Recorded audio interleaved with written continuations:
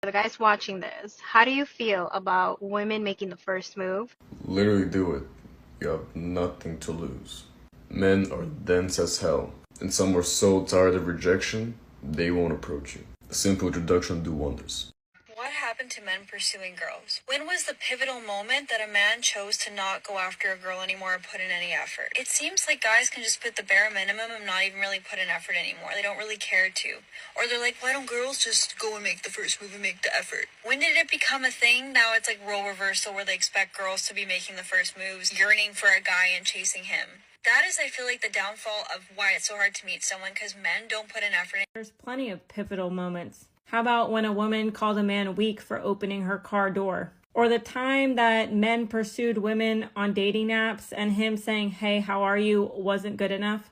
How about the pivotal moment when a man is looking out into the open and happens to glance in a woman's direction and somehow he's undressing her with his eyes? Modern dating is starting to feel like a minefield. And here's the wild part. Guys aren't just imagining it. Before we dive in, drop a comment. Are modern men more delusional, or is it the ladies? Hit like and subscribe so you don't miss what we expose next. Think about this for a second. For decades, men were told to man up and make the first move. Approach her. Be confident. Don't hesitate. But today, that same move can cost a man his reputation, his job, or even land him in a courtroom. We've created a culture where a simple, hey, how's it going, isn't just a risk of rejection, it's a potential legal grenade.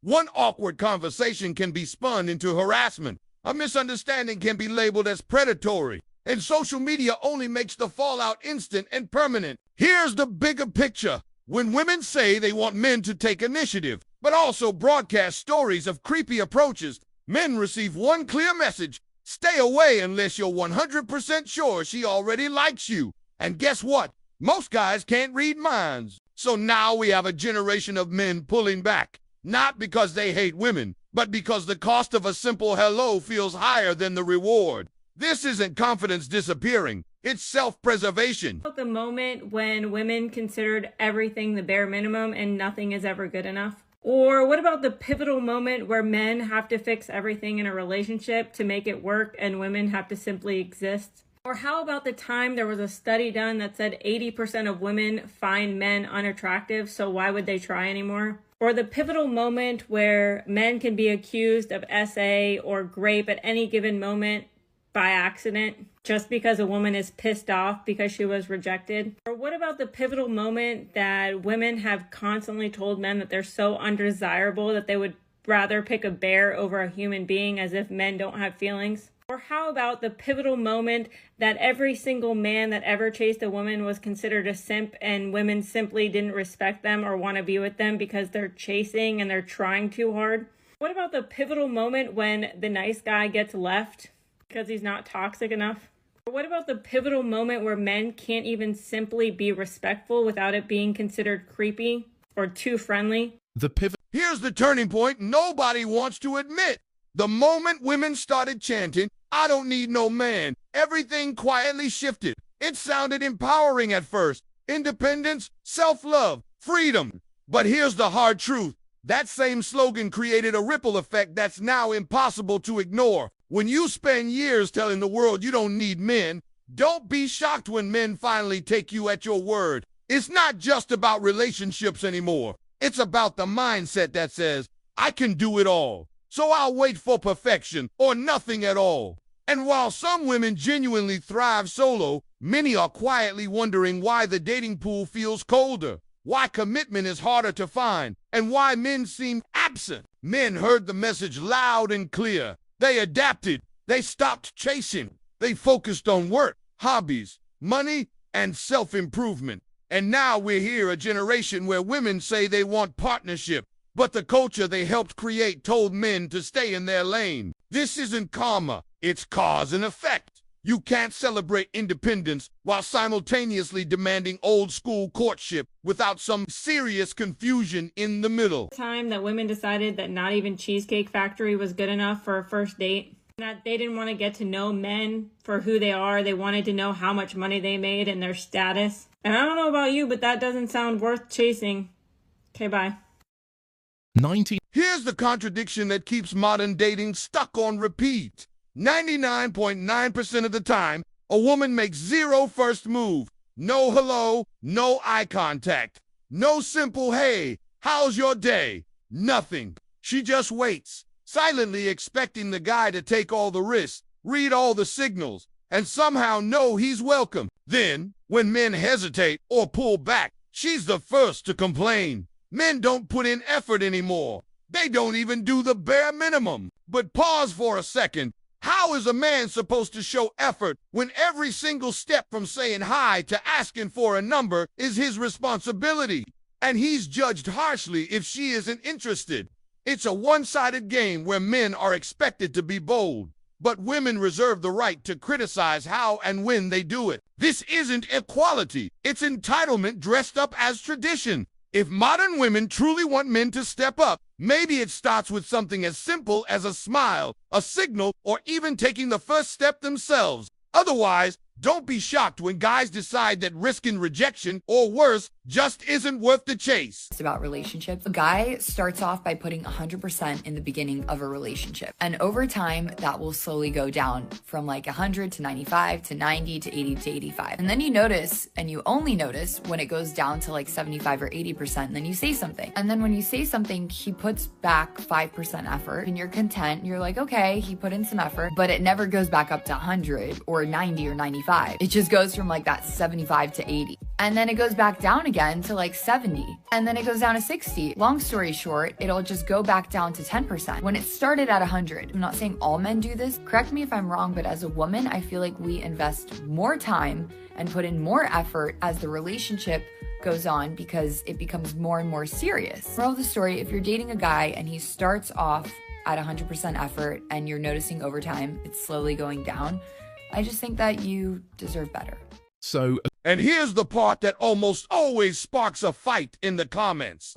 According to this woman, men start relationships giving 100%, then slowly drift down to 60 or 70 until she nags him. He perks up for a bit, then slides back again. Her conclusion, women give more over time. But let's look at what's really happening. In the beginning, men pour on the effort because that's what the culture teaches. Win her over. Prove yourself. Lock it in. But once exclusivity kicks in, many men feel like they're on a treadmill. No matter what they give, the goalposts keep moving. Meanwhile, some women start changing to less romance, less intimacy, sometimes even less self-care. This is where resentment brews. Men quietly ask, why am I expected to keep giving 100% when the person I fell for isn't even showing up the same way? And yes, that includes the bedroom. It's not shallow to notice when affection fades while expectations grow. The bigger issue isn't who gives more. It's the silent deal-breaking that happens when both sides stop maintaining what they brought to the table. If effort is required from men forever, it has to be required from women too. Love can't survive if only one side is expected to keep performing while the other quietly checks out. Approaching women when they're alone. No, men are weird. Stop talking to women you don't know. No, single men. Why are you don't pursue anymore? What's up? No. I hate when men approach women. So should a guy ever approach a girl in public? I don't think so, no. This year, I decided I'm going to go the full year without using any dating apps. However, I still want to meet people. So tonight, it's Friday, I'm going to go out by myself. Just passing a beer garden that was full of people with their friends. It's okay. I don't know what I thought. I genuinely thought that I was gonna meet people. I'm gonna go again. I'm gonna keep trying. But it was really hard. Is it too direct for like a stranger to come off the street or in a restaurant to say, oh, I think you're really interesting and get your number there? Is that? Of course, because I had this type of situations. It's weird. Because do not approach a woman who did not inspire that. This question is for the guys. So, don't men approach women anymore? So what's inappropriate? You at a game, watching your son play. Is that inappropriate? If you're not interested it's always inappropriate. So the thing is, it's true. If you're into somebody, it'll be the greatest thing you've ever heard. If it's a guy you have no interest in, you'll be like, get away from me right now. My son's on the court. Women want to. This right here is the silent deal that breaks most relationships. Women want a man to keep filling her cup of tension, love, security, effort, even when his own cup is bone dry. She expects endless pouring, endless patience, endless giving. But here's the kicker. When his energy runs out and he finally looks for a refill, maybe from hobbies, friends, or yes, sometimes another woman, she's furious. Suddenly, he's the villain. Meanwhile, she feels entitled to seek her own refill whenever she pleases. Girls' nights, emotional validation from social media, flirting for attention. All of it is framed as harmless self-care. This is the imbalance nobody wants to name. You can't demand constant emotional deposits while making zero returns. Love is a two-way exchange. If you keep taking without giving back, don't be shocked when the person you're draining decides to find water elsewhere. It's not betrayal, it's survival. That care and watch how much money you spend and how much money you spending on them, they don't like you. Because a woman that likes you don't want you to spend all your money. Because she's mindful of the union and the partnership that y'all are building. Like women that are like, oh, I need to get my hair and my nails done. Why is your hair and your nails not already done? Are women happier than men or are men happier than women? Let's get into it. I got some science for you today. Studies show that men are actually happier than women. Women constantly score higher in neuroticism in psychological studies. What is neuroticism? Neuroticism is a trait that tends to experience negative emotions like anger, anxiety, self-consciousness, irritability, emotional instability, and depression. Why is this so? Differences in brain chemistry and hormone fluctuations. Women are more prone to stress and ruminate. Men tend to engage in active problem-solving behaviors when they experience stress. And because of their coping mechanism, they are not experiencing as much negative emotions. Throughout. This last point cuts deeper than most people realize. For thousands of years, women who could influence men through charm, beauty, or strategy naturally passed those traits down. It wasn't some conspiracy. It was survival. Influence meant protection, resources, and a better chance for children to thrive. Fast forward to today, and that instinct hasn't disappeared. The tools just changed. What used to be subtle influence is now dating apps, social media, and a culture that rewards attention over loyalty. Men are finally noticing, and instead of playing along, many are taking women at their word. When she says she doesn't need a man, they believe her. When she tests boundaries, they walk away instead of proving themselves. And that's why the backlash is so intense. It challenges a system that quietly worked in women's favor for centuries. Men refusing to play the old game isn't cruelty, it's adaptation. And every time a man steps back instead of chasing, it exposes just how dependent the old dynamic really was. Date married men. And the main thing they find, the allure of a married man is essentially he dates completely different to a single man. And he's sexually completely different to a single man and way better according to their to their feedback. So what they say is when they meet men in the modern dating scene, they're so used to disconnected sex. They're so used to kind of hit and quit and move on to the next, and you don't know where he's at, and he doesn't know really how to please a woman because he hasn't had one woman who's given him honest feedback for a long time. Interesting. So when I date a married man, he knows how to treat a woman. His sexual performance is so much better. His emotional performance is so much better. How many hours do you work, Eric? 60 hours a week. 60 hours a week. And how many hours do you work at home? The same. More. All day, all night. Really? And then you woke up and realised you were dreaming, you mean? Well, my day doesn't end sometimes. What do you mean your day don't end? It don't bloody begin. You spent time on the phone. Mm-hmm. You spent time just walking around the house, up and down. You spent time walking back and forth from a dining table with your kids. I don't know what you do with your hours. But I tell you one thing as a woman, if my husband's working, I do want to make sure that I'm doing what I should be doing at home. And if now I'm making you think about that, because this is the first time I've seen you become emotional, because it's the first time you've even had to sit and think about your actions. You're right. Where are all... Here's the hard reality behind the question. Where are all the good men? They're not hiding. They're not extinct. They're just too busy actually doing something with their lives to entertain the chaos. The good men you can't seem to find, they're out there, fixing bridges, building roads, running companies, advancing science, serving in the military. They're raising stable, emotionally grounded kids.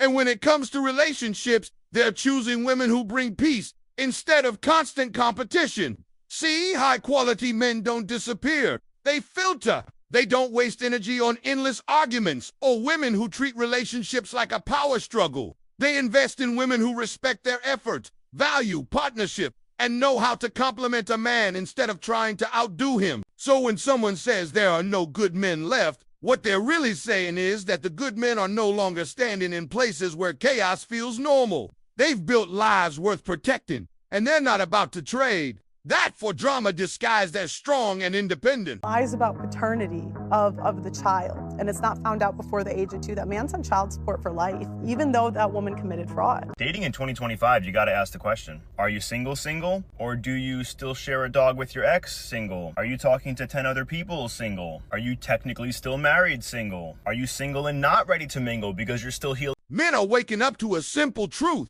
Putting women on a pedestal is a losing game. For years, culture trained guys to chase, praise, and over-invest as if female attention was the ultimate prize. But now, more men see that approval isn't earned by worshiping someone who gives nothing back. It's not about women hitting the gym or layering on makeup after they hit the wall. Looks fade for everyone. The real shift is in mindset. Men are realizing their value doesn't come from being chosen, it comes from building themselves. Status, health, discipline, purpose. Those things age like fine wine, while shallow beauty peaks early and demands maintenance. Here's the irony. Women were told they only had to stay pretty, while men were told they were nobodies until they proved themselves. Today, the men who focus on growth are flipping the script. They're not bitter, they're selective, and the pedestal is gone. Partnership is earned, not worshipped.